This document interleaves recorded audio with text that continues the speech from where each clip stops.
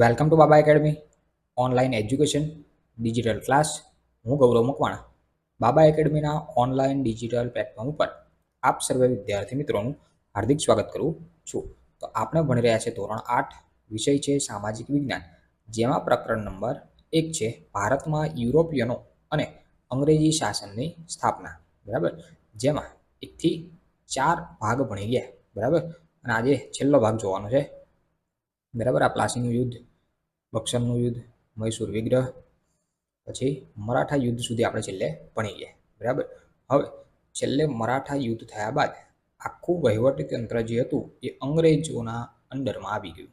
બરાબર, એટલે હવે આવે છે અંગ્રેજી શાસન અને વહીવટી તંત્ર. અંગ્રેજોનું શાસન શું હતું, એમનું વહીવટી તંત્ર કઈ પ્રકારેનું હતું, એ વિશે હવે ભણવાનું છે. તો જોઈએ, ભારતમાં સામ્રાજ્યની સ્થાપના બાદ અંગ્રેજોએ પોતાનું વહીવટી તંત્ર પણ સ્થાપિત કરી ભારતના વહીવટી તંત્રમાં વ્યાપક પરિવર્તનો કર્યા. બરાબર, સંપૂર્ણપણે કોનું રાજ આવી ગયું? અંગ્રેજોનું. બરાબર, અને એમને કેવા કેવા પરિવર્તનો કર્યા એ જોવાનું છે. તેમનું મુખ્ય લક્ષ્ય ભારતનું આર્થિક શોષણ કરી ઇંગ્લેન્ડને ધનવાન બનાવવાનું હતું. બરાબર, અંગ્રેજોનું મુખ્ય લક્ષ્ય એટલું જ હતું કે કોઈ પણ ભોગે ભારતને શું કરવાનું? પાયમાલ કરી દેવાનું. બરાબર, ભારતને કોઈ પણ ભોગે પાયમાલ કરી અને ઇંગ્લેન્ડ, અંગ્રેજો આવ્યા હતા ક્યાંથી? તો કે ઇંગ્લેન્ડથી. બરાબર, તો ઇંગ્લેન્ડને શું કરવાનું? ધનવાન બનાવવાનું હતું. ભારતની અંદર જે કંઈ રૂપિયો જે છે એ લઈ જવાનો ઇંગ્લેન્ડ, એટલે કે પોતાના દેશને શું બનાવવું? ધનવાન બનાવવું, એવું એમનો મુખ્ય ઉદ્દેશ્ય એવો હતો. એટલે કે સ્વાભાવિક રીતે વહીવટી તંત્ર ભારતીય પ્રજાના કલ્યાણ માટે કામ કરવાને બદલે બ્રિટિશના હિતોને સાચવવાનું હતું. એટલે કે અંગ્રેજોનું મુખ્ય કહેવું એવું હતું કે ભારતીય પ્રજાને સાચવવાનું નહીં, અંગ્રેજોને શું કરવું? સારું હિત એનું સાચવવું, એવું કહેવું હતું. તેમણે ભારતમાં આધુનિક વહીવટી તંત્રનું માળખું પ્રસ્થાપિત કર્યું. બરાબર, ભારતની અંદર આધુનિક શું કર્યું? વહીવટી તંત્રનું માળખું બનાવ્યું. એમાં પ્રથમ હતું સરકારનું માળખું. શું હતું? સરકારનું માળખું. સરકારના માળખાની અંદર શું હતું? તો કે ઈસવીસન 1773 લઈ વિભિન્ન સનદી ધારાઓ દ્વારા તેમણે ભારતના વહીવટી તંત્ર પર નિયંત્રણ કર્યું. ક્યારથી? ઈસવીસન 1773. બરાબર, વિભિન્ન સંધિ દ્વારા શું કર્યું? ભારતની અંદર વહીવટી તંત્ર પર એનું શું કર્યું? નિયંત્રણ કર્યું. નિયામક ધારા ઈસવીસન 1773 દ્વારા ભારતમાં ગવર્નર જનરલની નિમણૂક કરવામાં આવી અને સુપ્રીમ કોર્ટની પણ સ્થાપના કરવામાં આવી. 1773ની અંદર અંગ્રેજો દ્વારા શું કરવામાં આવ્યું? ભારતની અંદર ગવર્નર જનરલની શું કરી? નિમણૂક કરી. અને કોની સ્થાપના કરી? સુપ્રીમ કોર્ટની. બરાબર, સર્વોચ્ચ અદાલતની સ્થાપના કરવામાં આવી. ગવર્નર જનરલ ભારતના વહીવટી તંત્રનો સર્વોચ્ચ વડો હતો. બરાબર, અને તેને મદદ કરવા માટે 3 સભ્યોની પરિષદ નીમવામાં આવી હતી, જે ગવર્નર જનરલ હતા. બરાબર, અંગ્રેજો વખતના. બરાબર, પ્રથમ ગવર્નર જનરલ. બરાબર, એને શું કહેવાય? તો કે સર્વોચ્ચ વડો કહેવાતો. વહીવટી તંત્રનો શું કહેવાય? સર્વોચ્ચ વડો. અને તેને મદદ કરવા માટે 3 સભ્યોની શું કરવામાં આવી? પરિષદ નીમવામાં આવી હતી. ઈસવીસન 1813માં બ્રિટિશ સંસદે સનદી ધારા દ્વારા કંપનીનો વેપારી એકાધિકાર સમાપ્ત કરી સનદી ધારા દ્વારા કયો ધારો? તો કે 1833 અંતર્ગત સંપૂર્ણપણે બ્રિટિશ સંસદની નિયંત્રણમાં મૂકી દીધો. બરાબર, શું કર્યું આ લોકોએ? તો કે 1813ની સાલમાં જે સનદી ધારો કંપની દ્વારા ચલાવવામાં આવતો હતો એ સમાપ્ત કરી દીધો અને શું કર્યું? બ્રિટિશ સંસદના નિયંત્રણમાં મૂકવામાં આવી દીધો. કઈ સાલમાં? તો કે 1813માં એને શું કર્યો? નાબૂદ કરી અને 1833માં બ્રિટિશ સરકારના નિયંત્રણમાં મૂકી દીધો. સંધિ ધારા 1833 એ વિશાળ સત્તા ધરાવતા ગવર્નર જનરલની નિમણૂક કરી, જે સંપૂર્ણપણે ભારત પર કાયદા કરી શકતો. બરાબર, શું કર્યું? 1833ની અંદર જે ગવર્નર જનરલની નિમણૂક કરી એ શું કરી શકતો હતો? તો કે સંપૂર્ણ ભારત પર કાયદા કરી શકતો હતો, એને મન ભાવે એવા. બરાબર, આવું અંગ્રેજોનું કંઈક રાજ હતું. ગવર્નર જનરલની પરિષદમાં એક કાયદો સભ્ય નીમવામાં આવ્યો. સનદી ધારા 1853 અન્વયે બ્રિટિશ સંસદે ઈસ્ટ ઇન્ડિયા કંપની પર પોતાનું પ્રભુત્વ વધારી તેના મોટા ભાગની સત્તાઓ શું કરી? પોતાની પાસે લઈ લીધી. બરાબર, કઈ સાલની અંદર? 1853ની અંદર. બરાબર, જે કંઈ ઈસ્ટ ઇન્ડિયા કંપનીની સત્તા હતી એ ક્યાં લઈ લીધી? પોતાના પાસે લઈ લીધી. આવું કંઈક સરકારી માળખું હતું. કોનું? તો કે જે તે સમયના અંગ્રેજોનું. હવે આવે છે સનદી સેવાઓ. શું છે? સનદી સેવાઓ. બરાબર. સનદી સેવાઓમાં શું છે? તો જોઈએ ગવર્નર જનરલ કોર્નવોલિસે ભારતમાં સનદી સેવાઓની શરૂઆત કરી. બરાબર. સૌ પ્રથમ સનદી સેવાઓની શરૂઆત કોને કરી હતી? તો કે કોર્નવોલિસે. બરાબર. ગવર્નર જનરલ તો કોર્નવોલિસે એને સનદી સેવાઓની શરૂઆત કરી હતી. તેણે કંપનીના કર્મચારીઓને વેપાર કરવા પર પ્રતિબંધ મૂકી ભ્રષ્ટાચાર વિરુદ્ધ નિયંત્રણો મૂકે. એને કામ શું કર્યું? તો કે કર્મચારીઓ જે હતા કંપનીના એને વેપાર કરવા પર શું કર્યું? પ્રતિબંધ મૂક્યો અને ભ્રષ્ટાચાર વિરુદ્ધ નિયંત્રણો મૂક્યા. મહેસૂલ તંત્ર અને ન્યાય તંત્રને જુદા કર્યા. મહેસૂલ તંત્ર આખું અલગ કર્યું, ન્યાય તંત્ર જુદું કર્યું. કોને? કોર્નવોલિસે, ગવર્નર જનરલ હતો. કલેક્ટરને સવેતન વ્યવસ્થિત સેવાઓ સોંપવામાં આવી. કલેક્ટરને વેતન આપી અને એને શું કરી? સેવાઓ સોંપવામાં આવી.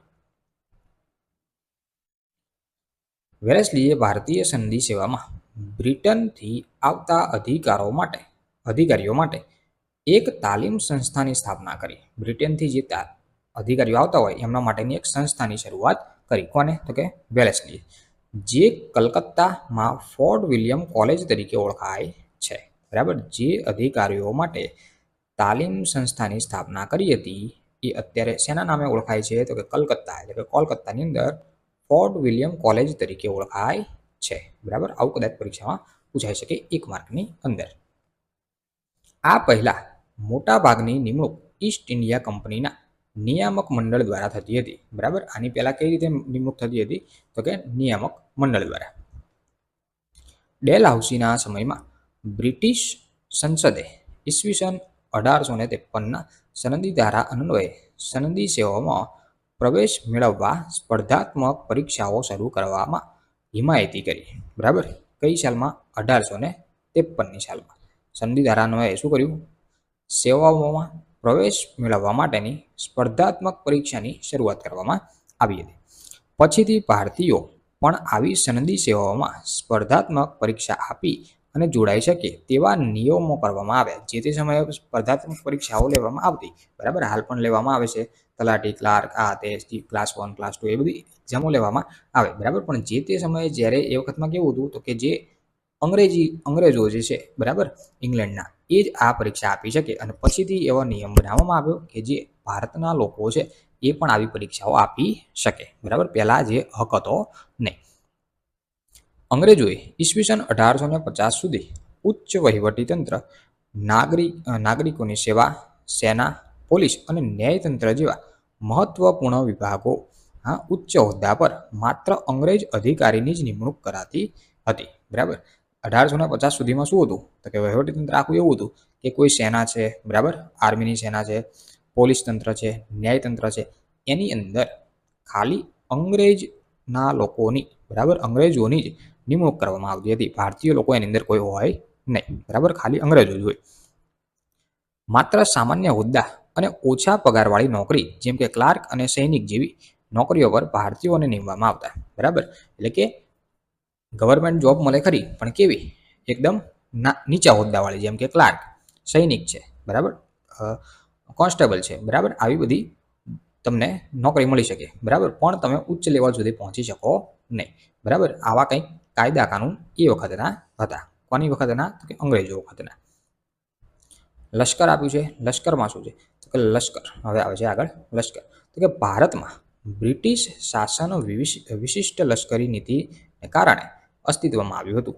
તેનું લક્ષ્ય ભારત જીતવાનું તેમજ ભારતના આંતરિક વિદ્રોહને દબાવવાનું અને બ્રિટિશ સામ્રાજ્યનું વિકસાવવાનું હતું. પહેલાથી જે હતું ભારતની અંદર આવવાનું અને ભારતના ભોગે ઇંગ્લેન્ડને સમૃદ્ધ બનાવવાનું, ભારતને પાયમાલ કરવાનું, આટલું એમનું લક્ષ્ય હતું.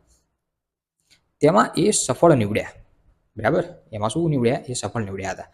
કંપનીની સેનામાં અનેક ભારતીયો સૈનિકો તરીકે જોડાયા. બરાબર. અંગ્રેજોની સેનાની અંદર, બરાબર, અંગ્રેજોની જે કંપની હતી એની અંદર ભારતીય લોકો પણ જોડાયા હતા. પણ એમનો હક શું?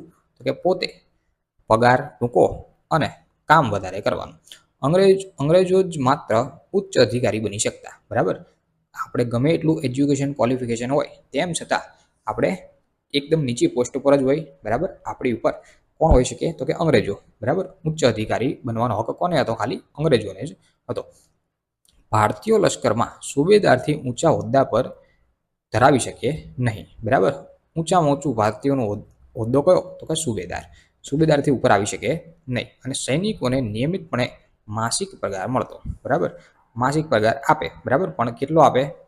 જેટલો મળી શકે એટલો હોય નહીં, બરાબર. ચલો, અહીંયા એક લખ્યું છે, જાણવું ગમશે. ઈસવીસન 1857 સુધી કંપનીના લશ્કરમાં કુલ 3,11,400 સૈનિકોમાંથી 2,65,900 સૈનિકો જે હતા એ ભારતીય જ હતા. 3,11,400 માંથી 2,65,900 સૈનિકો કોણ હતા? ભારતીયો. બાકી બધા કોણ હતા? અંગ્રેજો, બરાબર. તેમ છતાં આપણે ગધા મજૂરી કરવાની હતી એમની પાછળ, બરાબર. આવું કંઈક એ વખતનું તંત્ર હતું, બરાબર. લશ્કરી તંત્ર કંઈક એ પ્રકારેનું હતું. પછી આવે છે પોલીસ. એ વખતના પોલીસ તંત્ર કેવું હતું? બરાબર. તો કે લશ્કરી જેટલું જ મહત્વનું બ્રિટિશનું પોલીસ તંત્ર હતું. જેમ લશ્કર મહત્વનું હતું એમ પોલીસ તંત્ર પણ મહત્વનું હતું. જેની શરૂઆત ગવર્નર જનરલ કોર્નવોલિસલીએ કરી હતી, બરાબર. પોલીસ તંત્રની શરૂઆત ગવર્નર જનરલ કોર્નવોલિસલીએ કરી હતી. પરંપરાગત ભારતીય સામંતશાહી પોલીસ ખાતાની જગ્યાએ તેને આધુનિક પોલીસ ખાતાની સ્થાપના કરી. જિલ્લા કક્ષાએ પોલીસ અધિકારી તરીકે જિલ્લા પોલીસ અધિરક્ષક, બરાબર, જેને આપણે ડીએસપી કહીએ, ની નિમણૂક કરવામાં આવતી, બરાબર. જિલ્લા લેવલે કોની? તો કે ડીએસપી, જિલ્લા પોલીસ અધિરક્ષક. વિભિન્ન જગ્યાએ પોલીસ સ્ટેશનની શરૂઆત કરવામાં આવી. તેના પર એક ફોજદારીની નિમણૂક કરી, બરાબર. અલગ અલગ જગ્યાએ અલગ અલગ પોલીસ સ્ટેશનો બનાવવામાં આવે, બરાબર. શરૂઆત હતી એ વખતની વાત છે. અને એના પર ફોજદારીની નિમણૂક કરવામાં આવી. ગામડામાં ચોકીદારની નિમણૂક થતી, બરાબર. ગામડાની અંદર, બરાબર, ગામને સાચવવા માટે ચોકીદારની પણ નિમણૂક કરવામાં આવતી, બરાબર. એ વખતે પણ એ સરકારી જોબ કહેવાતી. પોલીસ તંત્રમાં પણ ઉચ્ચ હોદ્દાઓ પર માત્ર અંગ્રેજો જ રહી શકતા, બરાબર. જેમ લશ્કરમાં હતું, બરાબર, ઉચ્ચ હોદ્દા ઉપર કોણ રહી શકે? તો કે અંગ્રેજો. આપણા લોકો સુબેદારથી આગળ જઈ શકે નહીં. ભારતના લોકો જે કંઈ છે એ સુબેદારથી આગળ જઈ શકે નહીં, ઉપર હોદ્દો ધરાવી શકે નહીં. એમ અંગ્રેજ પોલીસ તંત્રની અંદર પણ એવું જ કંઈક હતું, બરાબર. અંગ્રેજો શું કરી શકે? કોઈ પણ પોસ્ટ ઉપર બેસી શકે. પણ ભારતના લોકો ક્યાં સુધી પહોંચી શકે? તો કે ભારતીય સિપાહી એટલે કે કોન્સ્ટેબલ કક્ષાએ પહોંચી શકે, બરાબર. એનાથી આગળ જઈ શકે નહીં. છેલ્લામાં છેલ્લું કોન્સ્ટેબલ. કોન્સ્ટેબલથી પછી નીચે કંઈ ના હોય, બરાબર. સાવ એ જ થયું ને, કોન્સ્ટેબલ જ, બરાબર. તો એકદમ ગધા મજૂરી કરવાની, કહેવાનો મતલબ એટલું જ. ચાલો, પછી આ હતું પોલીસ તંત્ર. પછી ન્યાયતંત્ર કેવું હતું એ વખતનું? ન્યાયતંત્ર, કોર્ટ, બરાબર. કોર્ટ કહે ને આપણે, ન્યાયતંત્ર કઈ રીતનું હતું? તો કે ભારતમાં ન્યાયતંત્રની શરૂઆત વોરન હેસ્ટિંગે કરી હતી, બરાબર. ભારતની અંદર ન્યાયતંત્રની શરૂઆત કોને કરી હતી? તો કે વોરન હેસ્ટિંગે. ઈસવીસન 1773ના નિયામક ધારા અન્વયે ભારતમાં સર્વોચ્ચ અદાલતની સ્થાપના થઈ. 1773માં નિયામક ધારાની શેની સ્થાપના કરવામાં આવી? સર્વોચ્ચ અદાલતની, બરાબર, સુપ્રીમ કોર્ટ. અંગ્રેજોએ ન્યાયતંત્રમાં દીવાની અને ફોજદારી એમ બે પ્રકારની કોર્ટની સ્થાપના કરવામાં આવી, બરાબર. અંગ્રેજોએ કઈ? એક તો દીવાની અને ફોજદારી, જે અત્યારે હાલ પણ આપણે જોઈએ છે. કોર્નવોલિસીએ 1793 ન્યાય વ્યવસ્થામાં ખાસા પરિવર્તનો કર્યા, બરાબર. ન્યાયતંત્રની અંદર ઘણા બધા પરિવર્તનો કરવા જેવા હતા એ વખતમાં કરવામાં આવ્યા. તેણે 4 પ્રાંતીય અદાલતોની શરૂઆત કરી. તેમજ દરેક જિલ્લામાં જિલ્લા ન્યાયાધીશ વડપણ હેઠળ દીવાની અદાલતની સ્થાપના કરવામાં આવી. જિલ્લા અદાલતો ઉપર દીવાની અદાલતો સ્થપાઈ. જિલ્લા અદાલતો, એની પર કઈ અદાલતો આવી? દીવાની અદાલતો. જ્યારે જિલ્લાના ન્યાયાલય નીચે રજિસ્ટ્રારની અદાલતો અને તાલુકાની અદાલતો આવી હતી, બરાબર. જિલ્લાની અંદરમાં કઈ અદાલતો આવે? તો કે રજિસ્ટ્રારની અદાલતો અને તાલુકાની અદાલતોની સ્થાપના કરવામાં આવી હતી. ન્યાયાધીશોની મનસૂફ અને અમીન તરીકે ઓળખવામાં આવતા, બરાબર. આપણે ન્યાયાધીશને અત્યારે શું કહે? જજ કહીએ, બરાબર. જે ન્યાય ચુકાદો, જજ કહેવાય, બરાબર. અહીંયા શું કહે છે? મુનસફ છે, સોરી ફોર માય મિસ્ટેક. મુનસફ શું કહેવાય? મુનસફ અને અમીન તરીકે ઓળખવામાં આવતા હતા જે તે સમયે અંગ્રેજોના વખતમાં. જેઓ ભારતીય ન્યાયાધીશ હતા, બરાબર. જેઓ કોણ હતા? ભારતીય ન્યાયાધીશ. જો કે ભારતીય ન્યાયાધીશોની નિમ્ન સ્તરે નિમણૂક કરવામાં આવતી હતી. બહુ ઓછી જગ્યાએ નિમણૂક થતી હતી ભારતીયોની. તેમણે તમામ માટે સમાન કાયદાની જોગવાઈ કરી, બરાબર. એમને શું કર્યું તો કે બધા માટે કાયદો સરખો લાગુ પડે, ચાહે અંગ્રેજી હોય, ભારતીય હોય, હિન્દુ અને મુસલમાન, હિન્દુ અને મુસ્લિમ કાયદાઓને બદલે અંગ્રેજી કાયદા લાગુ કર્યા. હિન્દુ અને મુસ્લિમ કાયદાઓ જે હતા બરાબર એની જગ્યાએ કેવા કાયદા, અંગ્રેજી કાયદા લાગુ પડ્યા. બરાબર, બધાને અંગ્રેજીના કાયદા યુઝ કરવા. વિલિયમ બેન્ટિકે સૌ પ્રથમ વખત ભારતીયોને ન્યાયતંત્રમાં ઉચ્ચ હોદ્દાઓ પર મૂકવાની શરૂઆત કરી. બરાબર, વિલિયમ બેન્ટિકે શું કર્યું, સૌ પ્રથમ વખત ભારતીયોને ઉચ્ચ હોદ્દા પર મૂકવાની શરૂઆત કરી. આજે સારો ઊંચો હોદ્દો આપવાનો ભારતીયોને શરૂઆત કરી હતી, કોને કરી હતી, વિલિયમ બેન્ટિકે. બાકી બધાએ તો કોન્સ્ટેબલ સિવાય આગળ જવા દીધા નથી. બરાબર. કલકત્તા એટલે કે કોલકાતા, મદ્રાસ, ચેન્નઈ અને મુંબઈમાં હાઈકોર્ટની સ્થાપના થઈ. શરૂઆતમાં હાઈકોર્ટની સ્થાપના ક્યાં ક્યાં થઈ હતી તો એક તો કલકત્તા અથવા કોલકાતા કહી શકાય, મદ્રાસ એટલે કે ચેન્નઈ કહી શકાય, અને બીજું છે મુંબઈ. આ 3 જગ્યાએ હાઈકોર્ટની સ્થાપના કરવામાં આવી હતી. કાયદાઓ સ્પષ્ટ લેખિત સ્વરૂપે અમલમાં મૂકીને 1833માં આધુનિક કાયદાની શરૂઆત કરવામાં આવી. કાયદાઓ સ્પષ્ટપણે લેખિત સ્વરૂપમાં મૂકી અને આધુનિકમાં શું કરવામાં આવી, કાયદાઓની શરૂઆત કરવામાં આવી. બ્રિટિશ સરકારે આ રીતે ભારતમાં કાયદાઓની શાસનની સ્થાપના કરી સૌને એક સમાન કાયદાની નીતિ અપનાવી. બરાબર, અંગ્રેજોએ એક સમાન નીતિ અપનાવી. બરાબર, કાયદા બધા માટે સરખા લાગુ પડે. જ્ઞાતિ, ધર્મ કે વર્ગના આધારે કાયદામાં કોઈ ભેદભાવ ન હતો. બરાબર, જે તે સમયે શું હતું, ભારતનું બંધારણ લાગુ હતું નહીં. બરાબર, એટલે એ સમયે શું હતું, વર્ણ વ્યવસ્થાઓ હતી. બરાબર, ઉચ્ચ વર્ણ, બરાબર, મતલબ કે બ્રાહ્મણ, ક્ષત્રિય, વૈશ્ય, શૂદ્ર. બરાબર, આ રીતે આખી વર્ણ વ્યવસ્થા હતી. બરાબર, તો એની અંદર કોઈને કોઈ વર્ણ વ્યવસ્થા આધારે ને જે પ્રમાણે કાયદા ઘડ્યા છે એ પ્રમાણે બધાને સમાન મળવાનો. બરાબર, ચાહે નીચી જ્ઞાતિનો હોય કે ઉપરની જ્ઞાતિનો હોય, એનાથી એના કોઈ મતલબ હતો નહીં. સામાન્ય લોકો માટે પણ ન્યાયાલયના દરવાજા ખોલી નાખવામાં આવતા. બરાબર, ગમે એટલો મોટો વ્યક્તિ હોય કે ગમે એટલો નાનો વ્યક્તિ હોય, બરાબર, એના માટે પણ ન્યાયાલયના દરવાજા ગમે ત્યારે ખોલી નાખવામાં આવતા. એટલે કે એના માટે સાચો કાયદો લાગુ પડતો. બરાબર, કોઈના માટે કંઈ એવું હતું નહીં. આ રીતે બ્રિટિશ વહીવટીતંત્ર આધુનિક વહીવટીતંત્ર હોવા છતાં તેનો ઉદ્દેશ ભારતમાં બ્રિટિશ સામ્રાજ્યને મજબૂત બનાવવાનો હતો. એટલે કે આનો મુખ્ય ઉદ્દેશ એ લોકોનો શું હતો કે આખા ભારતની અંદર શું કરવું, અંગ્રેજોનું શાસન સારામાં સારું જમાવી દેવું. એટલે ભારતીયો આ વહીવટીતંત્રનો પૂરતો લાભ લઈ શક્યા નહીં. અંગ્રેજોને નિરંકુશ રીતે ભારતીયો વિરુદ્ધ આ કાયદાઓ દ્વારા વ્યવહાર કરવામાં કર્યો હતો. એટલે કે બ્રિટિશ શાસનની ભારતમાં અનેક અવિશ્વાસનું વાતાવરણ ઊભું થયું હતું. બરાબર, હજુ ભારતીયો અવિશ્વાસનું શું થયું, વાતાવરણ ઊભું થયું. એટલે કે હજુ ભારતની અંદર અંગ્રેજો છે, પણ આપણો હજુ પાઠ પૂરો થઈ જાય. આગળના પાઠની અંદર બધો છે. અહીંયા એક નોંધ કરીને આપ્યું છે, આ એકમમાં જે આપવામાં આવેલી સલવારી જે છે, બરાબર, એટલે ઈસવીસન આ જે કંઈ આપ્યું છે એ સમજ માટે છે, મૂલ્યાંકનનો ભાગ બનાવવા માટે નથી. બરાબર, એટલે તમારે યાદ રાખવી બહુ જરૂરી નથી, નોંધ કરીને તમને આપ્યું છે. બરાબર, અહીંયા આપણો લેક્ચર પૂરો થાય ને પાઠ આખો પૂરો થઈ જાય છે. બરાબર, અને સ્વાધ્યાય જે છે એ તમારે જાતે લખી લેવાનો રહેશે. બરાબર, તો અહીંયા આપણો લેક્ચર પૂરો અને આખો પાઠ પણ પૂરો થાય છે. બરાબર, ચેપ્ટર આખું કમ્પ્લીટ થઈ જાય છે. સો થેન્ક્સ ફોર અટેન્ડિંગ.